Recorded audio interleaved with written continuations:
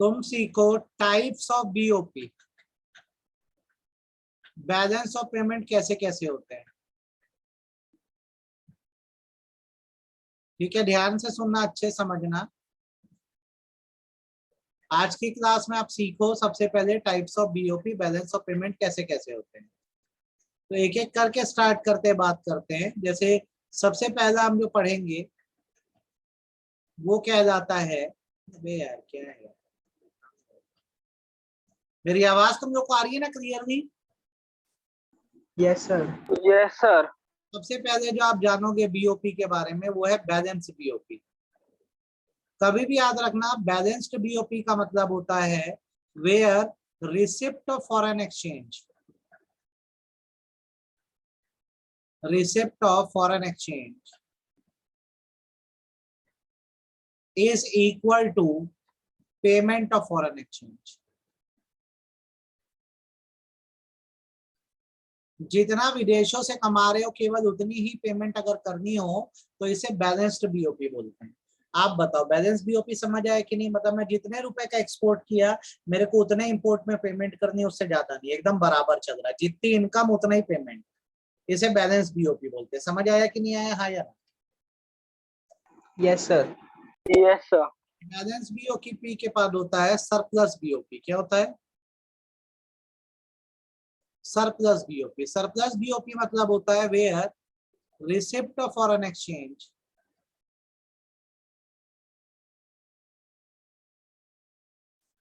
where receipt of foreign exchange is greater than payment of foreign exchange। मतलब पैसा ज्यादा आ रहा है और पेमेंट कम करनी है, इसे हम लोग बोलते हैं सरप्लस बीओपी। क्या बोलते हैं? Surplus BOP. अब बताओ बैलेंस और सरप्लस दो समझ आया कि नहीं आया? हाँ या?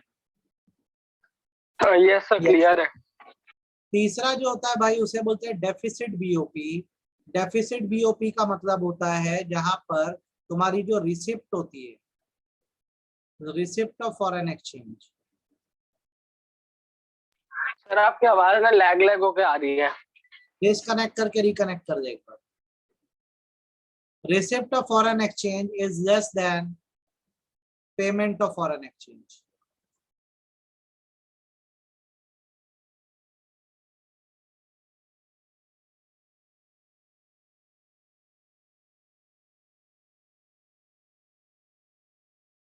अब ये सिस्टम सीख लोगे तो हो गया। तीन तरह के बीओपी होते हैं।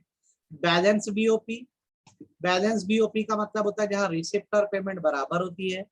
सरप्लस बीओपी जहां आपकी कमाई ज्यादा है पेमेंट कम करनी है।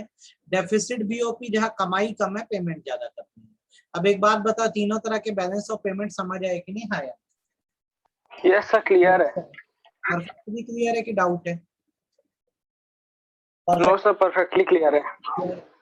परफेक्टली क्लियर है, चलो गुड। तो अगर ये आपको क्लियर है तो आपको अभी ऊपर से एक बार देख लो पूरा बैलेंस ऑफ पेमेंट समझ आ गया है कि नहीं। Balance of payment accounting statement है, ये समझ आता है? आया ना? Yes sir. यहाँ पे सिंगल एंट्री चलती है कि डबल एंट्री चलती है? Double entry. डेबिट में क्या देते हैं, क्रेडिट में क्या देते हैं? डेबिट में एक्सपेंसेस, क्रेडिट में इनकम। इकोनॉमिक ट्रांजेक्शन चार है, कौन कौन से? कौन कौन से हैं sir? Visible, unilateral, capital transfer और इनविजिबल। गुड्स को कौन सा ट्रेड बोलते हैं? गुड्स को कौन सा ट्रेड बोलते हैं जब गुड्स का इंपोर्ट एक्सपोर्ट होता है? विजिबल। सर्विसेज को? इनविजिबल। अगर मैं अपने साइड से पैसा भिजवा रहा हूँ या मेरे को विदेशों से पैसा आ रहा है तो? यूनिलैटरल। यूनिलैटरल। और एसेट की परचेज सेल हो रही है, मशीन की परचेज सेल हो रही है तो? Capital transfer. Sir capital. यहाँ पे डिविडेंड का मतलब समझते हो? गिवन पीरियड ऑफ टाइम, मतलब ये स्टॉक कंसेप्ट है कि फ्लो कंसेप्ट है? ये स्टॉक सर फ्लो कॉन्सेप्ट है। कंसेप्ट। अब एक बात बताओ, बैलेंस ऑफ पेमेंट के दो कंपोनेंट क्या क्या है? पूरे चार ट्रांजैक्शन को दो हेड्स में डिवाइड कर सकते हैं। कौन कौन से? जो रेगुलर ट्रांजैक्शन होते हैं वो क्या कहे जाते हैं? याद है, भूल गए? करंट अकाउंट, ध्यान आ रहा है? Yes sir. और जो ट्रांजैक्शन आपके एसेट लायबिलिटी को इम्पैक्ट करे उन्हें कौन सा ट्रांजैक्शन बोलते हैं? Capital account. तो बीओपी दो हेड्स में डिवाइडेड होता है, current account transaction, capital account transaction. ये ध्यान आया? ये पढ़े थे? हाँ या ना? Yes sir. आपको ये क्लियर है? ओके। अच्छा नीचे आ जाओ भाई। उसके बाद तीन तरह के बीओपीज आप देख लो, आपको ये समझ आ रहे हैं कि नहीं आ रहे? देख के तीन तरह के बैलेंस एकदम अच्छे समझ आ रहे हैं कि नहीं? यस और नो? यस सर, क्लियर है, क्लियर है। यस सर क्लियर है। चलो बढ़िया, अगर ये आपको क्लियर है तो बहुत अच्छी बात है। आगे सुनो जो पढ़ा रहा हूं उस कंसेप्ट को सीखो।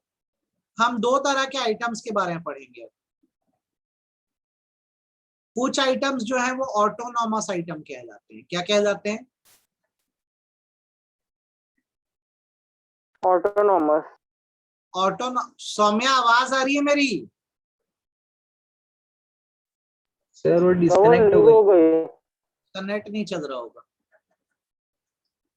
चलो दो तरह के रिकॉर्डिंग दे दूंगा ना, क्या दिक्कत?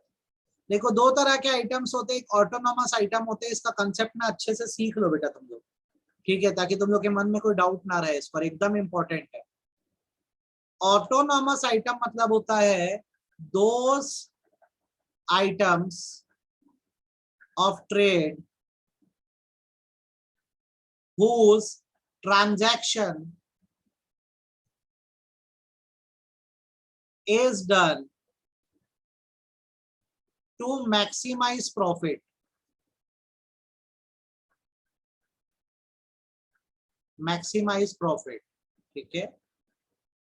हर वो ट्रांजैक्शन या हर वो इकोनॉमिक ट्रांजैक्शन जो आप ज्यादा से ज्यादा प्रॉफिट कमाने के लिए करते हो उसे ऑटोनॉमस ट्रांजैक्शन या ऑटोनॉमस आइटम कहते हैं। फिर बोलूं कि बात समझ आ गई? हर वो ट्रांजैक्शन जो आप ज्यादा से ज्यादा पैसा कमाने के लिए या प्रॉफिट कमाने के लिए करते हैं उसे ऑटोनॉमस ट्रांजैक्शन कहते हैं। बताओ इसमें कोई दिक्कत है क्या? No sir. ठीक, इन्हें हम लोग याद रखना एमसीक्यू के पॉइंट ऑफ व्यू से अबव द लाइन आइटम्स कहते हैं। क्या कहते हैं? Above the line items. इसमें कुछ बातें समझ लेना। ये जो ट्रांजैक्शंस होते हैं ये करंट अकाउंट भी हो सकते हैं और ये जो ट्रांजैक्शन होते हैं वो कैपिटल अकाउंट नेचर के भी हो सकते हैं, दोनों तरह के हो सकते हैं। दूसरी बात याद रखना, यहाँ पे सिर्फ मकसद है प्रॉफिट कमाना। तो जैसे आप export and import of goods करोगे, आप export and import of goods करोगे तो फायदा होगा कि नहीं होगा? बोलो हाँ या ना। यस सर होगा। आप सर्विसेज लोगे या दोगे तो फायदा होगा कि नहीं होगा? हाँ या ना। यस सर होगा। Purchase and sale of assets करेंगे तो फायदा होगा कि नहीं होगा? Yes sir. यार ये सारे एग्जांपल ऑटोनॉमस आइटम या ऑटोनॉमस ट्रांजैक्शंस के।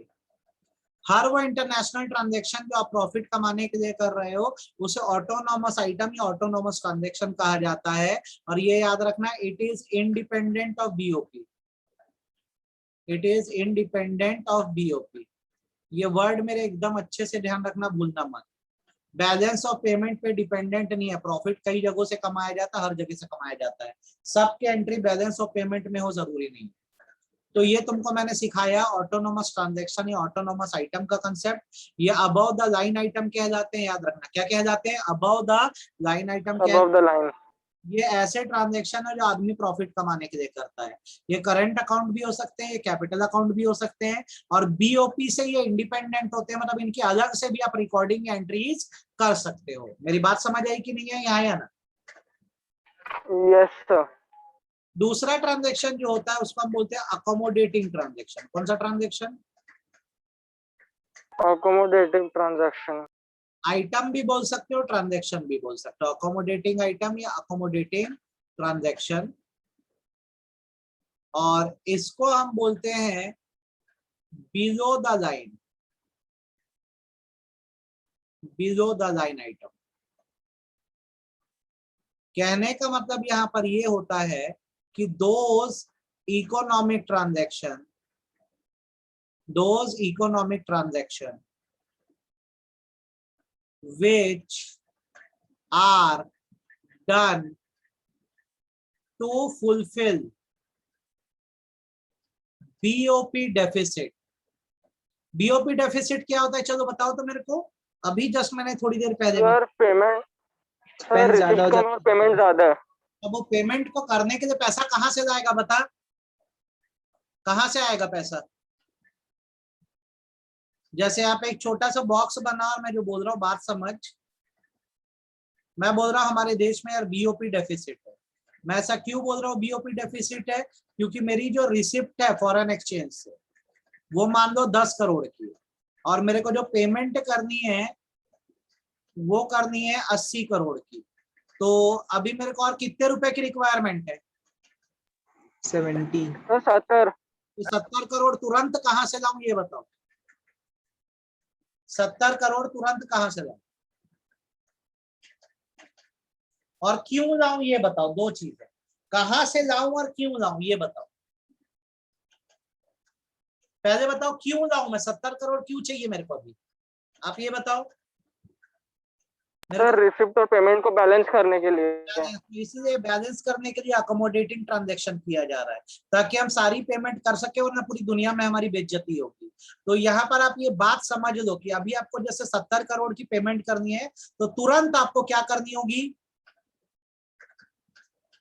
बोरोइंग। आप कहां से कर सकते हो, पब्लिक से कर दो, आप आरबीआई से कर दो, आप वर्ल्ड बैंक से जाके कर दो, आप इंटरनेशनल मॉनिटरी फंड से कर दो। तुरंत आपको पैसा चाहिए होगा ताकि आप फॉरेन पेमेंट कर सको। मेरी बात समझ आई कि नहीं आई, हाँ या ना? Yes sir. या तो आप क्या करोगे, पुराना फॉरेन एक्सचेंज रिजर्व का जो पैसा पड़ा है उसको यूज कर दो। पुराना जो फॉरेन एक्सचेंज रिजर्व का पैसा पड़ा है आप उसका इस्तेमाल कर लो यार, आप उसका इस्तेमाल करो। ठीक है, बोलते ना जैसे पुरानी सेविंग पड़ी है वैसे इस्तेमाल करना, वैसे फॉरेन एक्सचेंज रिजर्व का इस्तेमाल कर दो। तो मेरे बच्चों ये ना एकदम अलग ही टॉपिक है, इसको थोड़ा सा तुम लोग अच्छे से समझ के करोगे तो ज्यादा बेटर होगा, ज्यादा बेटर होगा। ठीक है, ऑटोनॉमस ट्रांजैक्शन वो है जो ज्यादा से ज्यादा प्रॉफिट कमाने के लिए किए जाते हैं और अकोमोडेटिंग ट्रांजैक्शन वो है जो बीओपी का डेफिसिट पूरा करने के लिए किए जाते हैं। इसके साथ जो जरूरी बातें पता होनी चाहिए वो ये है कि जब आप अकोमोडेटिंग ट्रांजैक्शन करते हो, जब आप अकोमोडेटिंग ट्रांजैक्शन करते हो तो याद रखना ये कैपिटल अकाउंट ट्रांजैक्शन होता है हमेशा। कैसा ट्रांजैक्शन होता है? Capital account transaction. इसमें बड़ा अमाउंट बोरो करना है। दूसरा, अकोमोडेटिंग ट्रांजैक्शन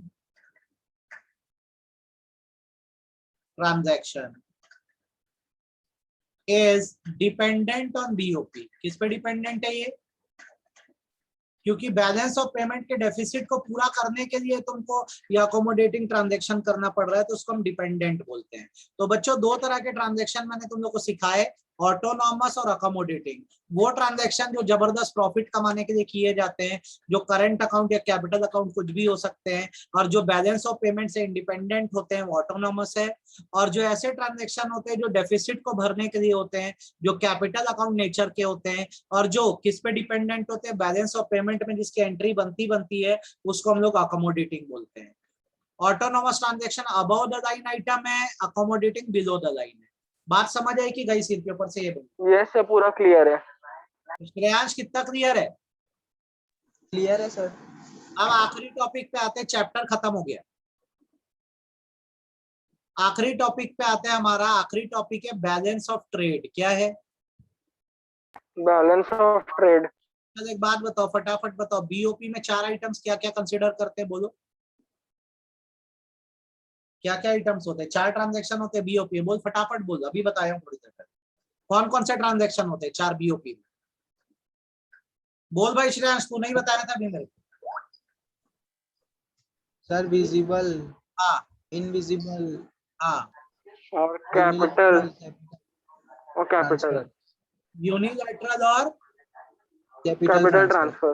कैपिटल। अब इसकी रिकॉर्डिंग किस में होती है? सारी की सारी बीओपी में होती है। सही बात है गलत बात है? Yes sir. Yes sir. से मैं 3 ट्रांजैक्शन हटा दूं और सिर्फ रिकॉर्डिंग करना चालू करूं किसकी? विजिबल ट्रांजैक्शन की। विजिबल ट्रांजैक्शन मतलब मैं क्या एक्सपोर्ट और इंपोर्ट कर रहा हूं बताओ? गुड्स। गुड्स को कर रहा हूं तो ये बीओटी बन जाएगा। क्या बन जाएगा? बीओटी। तो बीओटी का मतलब अगर मैं बताऊं तो बीओटी मतलब होता है अ a statement which records only visible trade। कहने का मतलब है एक ऐसी स्टेटमेंट जिसमें सिर्फ विजिबल ट्रेड की रिकॉर्डिंग होती है, मतलब एक्सपोर्ट और इंपोर्ट ऑफ गुड्स की रिकॉर्डिंग होती है, उसे हम लोग बैलेंस ऑफ ट्रेड बोलते हैं। क्या बोलते हैं?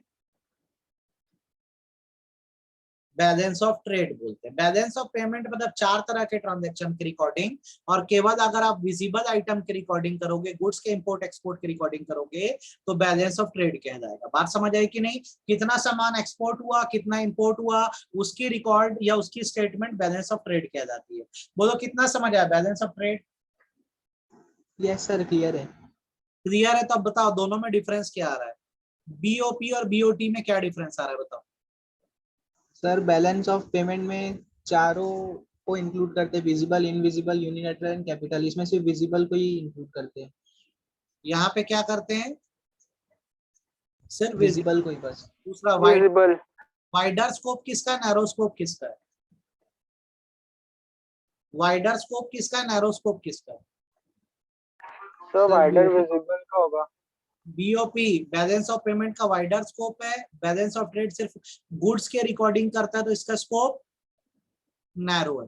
नैरो। ठीक है, यहाँ पर 2 तरह के कंपोनेंट होते हैं। यहाँ पे करेंट अकाउंट ट्रांजेक्शन भी होते हैं एंड कैपिटल अकाउंट ट्रांजेक्शन भी होते हैं, लेकिन बैलेंस ऑफ ट्रेड में डेली बेसिस पर सिर्फ गुड्स एंड की परचेज एंड सेल को दिखाया जाता है। यहाँ कैसे ट्रांजेक्शन होते हैं केवल बताओ? यहाँ कौन सा? Sir current. केवल करंट अकाउंट होता है। कुछ समझ आया कि गया सिर के ऊपर? यस सर, क्लियर है। तो बीओटी समझ आ गया अच्छे से कि डाउट है यार? यस सर, पूरा क्लियर है। क्लियर है? तो बीओटी भी यार, जैसा कि आपने बीओपी पढ़ा वैसे बीओटी भी 3 तरह का होता है। कितने तरह का? 3 तरह का। जैसे अगर मैं बोलता हूँ बैलेंस बीओटी, तो क्या मतलब होगा चलो बताओ? बैलेंस बीओटी का क्या मतलब होगा? बोल भाई अंश, बोल भाई श्रेयांश, क्या मतलब होगा? अच्छा, बैलेंस ऑफ ट्रेड में क्या शो किया जा रहा है? केवल गुड्स का एक्सपोर्ट विजिबल। है ना? हाँ सर, गुड्स का। तो यहाँ पे हमारी इनकम कब होती है, एक्सपोर्ट से कि इंपोर्ट से? एक्सपोर्ट। तो एक्सपोर्ट से। यहाँ पे बैलेंस बीओटी का मतलब है income from export is equal to payment of import. सही बात है गलत बात है? जितने का यस सर। उतने का इंपोर्ट कर रहे हो। सरप्लस बीओटी का क्या मतलब है?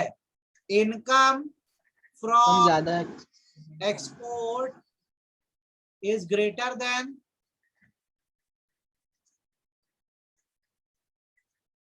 Payment of import. Similarly deficit BOT का क्या मतलब है? Income from export is is less greater than, sorry, less than payment of import। यार बैलेंस बीओटी मतलब जितना एक्सपोर्ट है उतना इंपोर्ट है। सरप्लस बीओटी माने कमाई ज्यादा है, इंपोर्ट पे पेमेंट कम करनी है। डेफिसिट बीओटी का मतलब होता है एक्सपोर्ट की कमाई कम है लेकिन इंपोर्ट में पेमेंट बहुत करनी है। बात समझ आई कि गई सिर के ऊपर? Yes sir. अंश कंफ्यूज हुआ कि समझ आया? अंश मेरी आवाज आ रही है? Yes sir. क्लियर है ये, हाँ या ना? यस सर, क्लियर है। क्लियर है? 1 मिनट सर मेरे नेटवर्क में इशू है, बार बार बीच बीच में ग्लिच हो रहा है। मैं ना कुछ क्वेश्चन सॉल्व करा रहा हूँ, फटाफट अभी बनाओ, ठीक है? मैं स्क्रीन शेयर कर रहा हूँ, ठीक है? अभी बना, यस सर। बस 1 मिनट रुकना। सर इसको और मार्केटिंग मैनेजमेंट दोनों का रिकॉर्डिंग भेज देना ग्रुप में। ठीक है, 1 मिनट रुक दो भाई। दिक्कत क्या है भाई? हो ना भाई, हो ना भाई, हो ना भाई। 1 मिनट।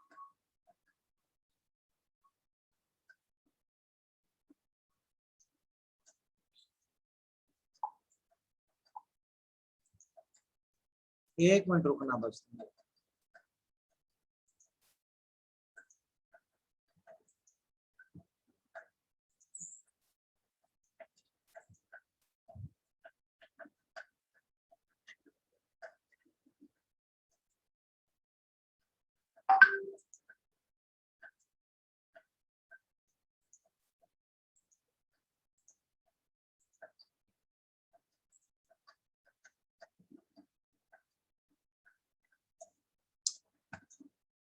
बेवकूफी है यार, एक मिनट रुकना बच्चों बस।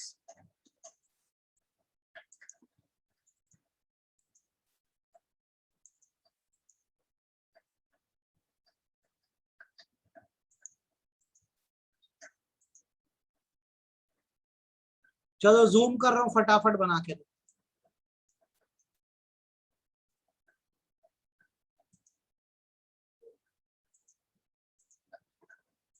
चलो भाई बताओ फर्स्ट का आंसर क्या होगा, दिख रही है स्क्रीन? फर्स्ट का आंसर क्या होगा? इनमें से Yes, कौन, इनमें से कौन रेसिडेंट है? चल बता फटाक से, क्या आंसर होगा? इनमें से कौन रेसिडेंट है? बोलो बोलो, कौन है भारत का रेसिडेंट? बोल श्रेयांश।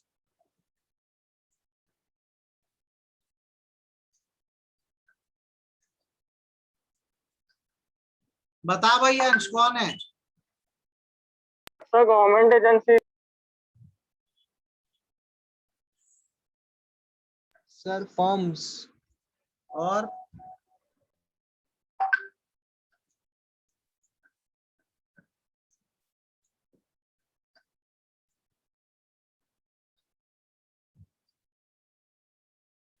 ए भी आंसर है, सी भी आंसर है, डी भी आंसर है, तीनों आंसर। ए भी आंसर है, सी भी आंसर है, डी भी आंसर है, ध्यान रहेगा। ये क्लियर है?